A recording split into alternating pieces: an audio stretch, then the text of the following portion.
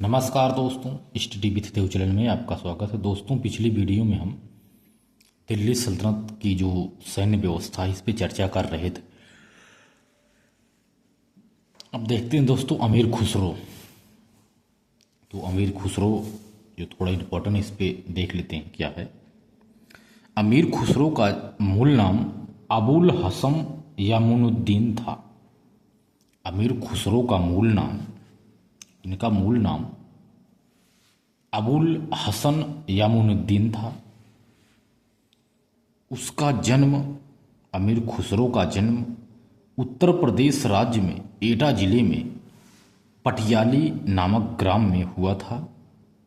अमीर खुसरो ने अपने साहित्यिक जीवन की शुरुआत शाहजादा मोहम्मद के साथ प्रारंभ किया। इन्होंने अपनी शुरुआती जीवन था शाहजादा मोहम्मद के साथ प्रारंभ किया। उसके गुरु का यानी नाम देखा जाए तो उसके गुरु का नाम है निजामुद्दीन औलिया था। तो अमीर खुसरो के गुरु का नाम निजामुद्दीन औलिया था। अमीर खुसरो को तूतीय हिंद यानी भारत का तोता कहा जाता था। उसने 7 सुल्तानों के काल को देखा था। अमीर खुसरो संगीतज्ञ था, यानी संगीत प्रेमी था। 7 सुल्तानों का कार्य देखा था। उसने अनेक राग रागनियों का आविष्कार भी किया था। संगीतज्ञ था, राग रागनियों का आविष्कार किया था, जैसे तराना, सोहर, बाखर, नक्शे गुल इत्यादि। भारत में देखा जाए तो कव्वाली गायन का प्रचलन अमीर खुसरो ने ही किया। भारत में कव्वाली गायन का प्रचलन अमीर खुसरो ने ही किया। उसने भारतीय वाद्य यंत्र बीड़ा, जो वाद्य यंत्र बीड़ा है, और ईरानी तंबूरा के आधार पर 3 तारों वाला सितार नामक वाद्य यंत्र का आविष्कार भी अमीर खुसरो ने ही किया। पखावज नामक वाद्य यंत्र को 2 भागों में विभाजित करके, पखावज नामक वाद्य यंत्र को 2 भागों में विभाजित करके तबला एवं ढोल नामक वाद्य यंत्रों का आविष्कार भी अमीर खुसरो ने ही किया। वह प्रसिद्ध गायक भी था, यानी अमीर खुसरो प्रसिद्ध गायक भी था। अमीर खुसरो प्रथम मुस्लिम कवि था। यह अमीर खुसरो प्रथम मुस्लिम कवि था जो हिंदी के शब्दों व मुहावरों का भरपूर प्रयोग किया। अमीर खुसरो ने हिंदी के शब्दों व मुहावरों का भरपूर प्रयोग किया। उसने हिंदी और फारसी भाषा के मिश्रण से उर्दू भाषा का आविष्कार किया, जिसे जवान ए हिंदवी अथवा जवान ए दिहलवी कहा जाता है। अमीर खुसरो को अमीर खुसरो की 1325 ईस्वी में अमीर खुसरो की 1325 ईस्वी में गुरु निजामुद्दीन औलिया की मृत्यु के गुरु निजामुद्दीन औलिया की मृत्यु के दूसरे दिन अमीर खुसरो की मृत्यु हो गई, यानी 1325 ईस्वी में। इनके गुरु निजामुद्दीन औलिया की जिस दिन मृत्यु होती है उसके दूसरे दिन ही अमीर खुसरो की मृत्यु हो गई। उसने तुगलकाबाद में निजामुद्दीन औलिया के मकबरे में इन्हें दफनाया गया। अमीर खुसरो द्वारा निम्न ग्रंथों की रचना भी की गई है, यानी अमीर खुसरो ने विभिन्न प्रकार के ग्रंथ का भी रचना किया था, जैसे किरान उस सादेन, यानी नक्षत्रों का मिलन। इसका अर्थ है किरान उस सादेन, यानी नक्षत्रों का मिलन। इस ग्रंथ को नक्षत्रों का मिलन कहा जाता है। इस ग्रंथ में सुल्तान कैकवाद और बंगाल के सूबेदार बुगरा खां के बीच सरयू यानी घाघरा नदी के तट पर जो बैठक हुई थी उसका आंखों देखा वर्णन इस ग्रंथ में किया गया है। किरान उस सादेन में यानी नक्षत्रों का मिलन इसका अर्थ है। दूसरा ग्रंथ है यानी रचना है मिफ्ताह उल फुतूह। मिफ्ताह उल फुतूह इस ग्रंथ को विजयों की कुंजी कहा जाता है। यानी विजयों की कुंजी किसे कहा जाता है? तो एक रचना है मिफ्ताह उल फुतूह, ये अमीर खुसरो की ये भी ग्रंथ है। इस ग्रंथ में अमीर खुसरो ने जलालुद्दीन फिरोज शाह खिलजी के सैन्य अभियानों का वर्णन किया गया है। इसमें सुल्तान जलालुद्दीन फिरोज शाह खिलजी और अमीर खुसरो दोनों की, जो सुल्तान फिरोज शाह खिलजी और अमीर खुसरो दोनों की काव्य कला से प्रभावित होकर अमीर की उपाधि प्रदान जो किया गया है, यह सभी इसमें वर्णन है। उसी समय से उसे अमीर खुसरो कहा जाने लगा, ऐसा इसमें वर्णन किया गया है। एक और रचना है अमीर खुसरो की खजाइन उल फुतूह विजया कोश है। यह एक प्रकार से खजाइन उल फुतूह यह भी एक रचना है। इस ग्रंथ को विजयों का कोश कहा जाता है, यानी विजया कोश इसे कहते हैं, विजय का कोश। इस ग्रंथ को विजयों का कोश कहा जाता है। इस ग्रंथ में अलाउद्दीन खिलजी की जो 1295 ईस्वी से लेकर के 1311 ईस्वी के बीच हुए सभी युद्धों का वर्णन, विस्तृत वर्णन इसमें किया गया है।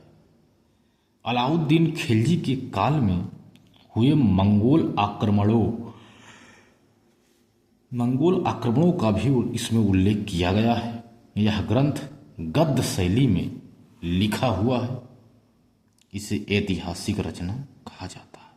यह एक प्रकार से गद्य ग्रंथ शैली में इसे लिखा गया है। इसके बाद एक और रचना है दोस्तों, एक ग्रंथ है अमीर खुसरो का अंशिका। अमीर खुसरो ने इस ग्रंथ में अलाउद्दीन खिलजी के पुत्र खिज्र खां और गुजरात के शासक रायकरण सिंह की पुत्री देवल देवी के बीच प्रेम प्रसंगों और गुजरात अभियानों का विस्तृत वर्णन इसमें किया गया है अंशिका में अमीर खुसरो के द्वारा। अगला है नूह सिपिहर, यह भी एक ग्रंथ है। इस ग्रंथ को नव आकाश या नव अध्याय भी कहा जाता है, अमीर खुसरो का ही। कुतुबुद्दीन मुबारक शाह खिलजी के शासनकाल में, जब कुतुबुद्दीन मुबारक शाह खिलजी के शासनकाल में अमीर खुसरो को भरपूर सम्मान मिला, तो वह मुबारक खिलजी के शासनकाल में नूह सिपिहर नामक ग्रंथ की इन्होंने रचना किया था। नूह सिपिहर नामक ग्रंथ की रचना किया था। तो इस रचना से प्रभावित होकर के मुबारक खिलजी ने अमीर खुसरो को हाथी के वजन के बराबर सोना प्रदान किया था। ऐसे इतना प्रसन्न हो गए। इस ग्रंथ में अमीर खुसरो ने भारतवर्ष की प्रशंसा सच्चे मन से किया था। अगला है दोस्तों तुगलक नामा, यह 1320 ईस्वी की रचना है। यह गियासुद्दीन तुगलक के आदेश पर 1320 ईस्वी में अमीर खुसरो ने तुगलक नामा नामक ग्रंथ की रचना किया था। इन्होंने गियासुद्दीन तुगलक के ही आदेश पर तुगलक नामा नामक ग्रंथ की रचना अमीर खुसरो ने किया था। गियासुद्दीन तुगलक अमीर खुसरो का अंतिम आश्रय दाता सुल्तान था। तुगलकनामा अमीर खुसरो की अंतिम ऐतिहासिक रचना है। जो यह तुगलकनामा है, यह सबसे अंतिम ऐतिहासिक रचना है अमीर खुसरो की। एक ग्रंथ है और किताबुल रेहला, किताब उल रहला की भाषा है अरबी। इसके रचनाकार हैं इब्न बतूता। ये रचना और देखते हैं कुछ। इब्न बतूता जो 1333 से 1347 ईस्वी के आसपास यहाँ था। अफ्रीका में मोरक्को का निवासी इब्न बतूता 1399 ईस्वी में मोहम्मद बिन तुगलक के दरबार में आया। उसे मोहम्मद बिन तुगलक ने दिल्ली का मुख्य काजी के पद पर नियुक्त किया। इब्न बतूता का यात्रा वृत्तांत किताब उल रहला में वर्णित है। जो इब्न बतूता था, इन्होंने अपना यात्रा वृत्तांत किताब उल रहला में वर्णन किया है, यानी किताब उल रहला नामक शीर्षक से जाना जाता है। यह अरबी भाषा में लिखा गया ग्रंथ है।